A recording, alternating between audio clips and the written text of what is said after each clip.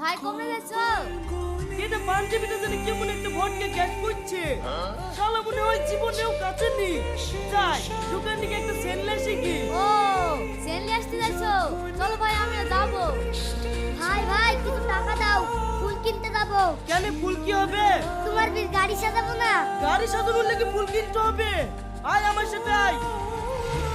এটা ফুল যা দরকার হবে লিখি সাজাগা, 1 টাকাও লাগবে না। এই চ ও দোকানি ভাই একটা স্যান্ডেল কিনি। এইসব কি স্যান্ডেল গাইছো? দেখতে পাচ্ছ না আমি বিক্রি করতে যাচ্ছি, একটা ভালো স্যান্ডেল।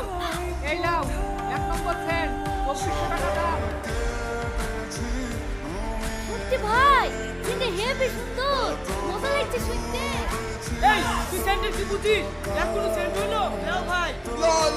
এই চ অন্য দোকানে দেখি কি। বাড়ি যাইছো যে অন্য দোকানে সেন কিনবা না?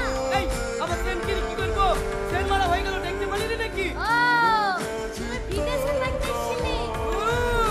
স্যান্ড কিনে পয়সা নষ্ট করলো আমি না, সব কিছু ফিতে করাইলো। কিন্তু ভাই তুমি একটা বড় ভুল করছো। কি ভুল?